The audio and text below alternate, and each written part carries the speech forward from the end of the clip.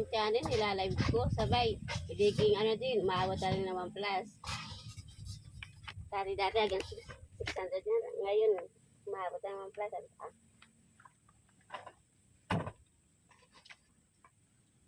Naprito na siya guys. So mag-second batch na tayo. Aahunin na natin siya.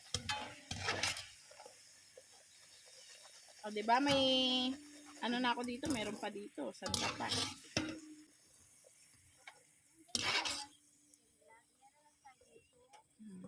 Diba? Okay. Hello guys. Pakita ko sa inyo yung bukid. Na talaga siya. Pakita ko sa inyo yung mga tanim nila dito.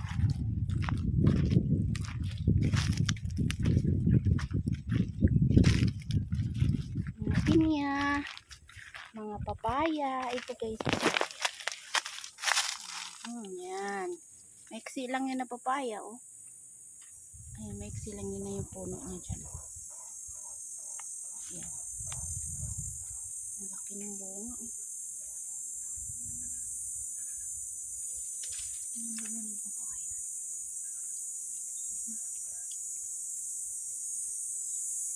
ng papaya. Ang papaya.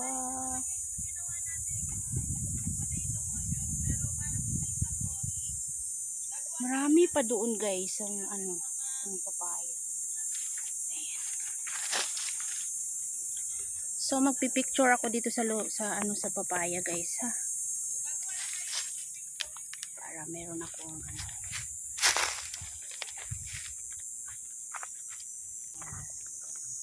Wow! Ang galing naman ng papaya na yun.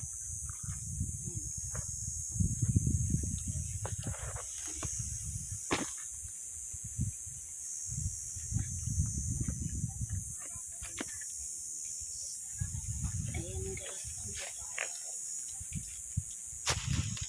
Malapitan natin yung papaya. Ito yung papaya. Diba?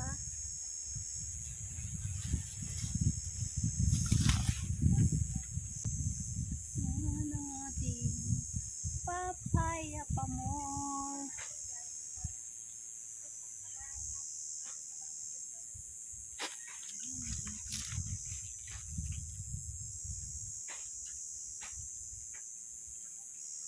Marami pa guys. Kaya samahan nyo ako para ipakita sa inyo ang daming papaya.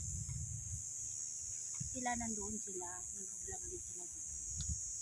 Ako dito ako kasi hindi ko na nakita ang malalaki na pala yung mga papaya nila. Yun. Tamang hipo lang tayo. Kasi hindi pa siya pwedeng pitasin. Maliit pa siya.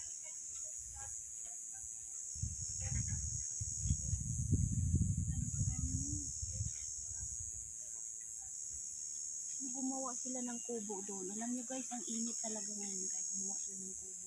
Nilalagyan nila ng mga yung mga pinya. Nilagyan nila ng mga tingnan natin. Tingnan natin yung mga pinya. Oh, nagulog na. Ano na ginagawa nila sa pinya guys? Sa sobrang init ngayon. Ito po guys, oh. Pakita ko sa inyo. Nakita nyo? Hinog na yan. Hinog na, oh. Wow.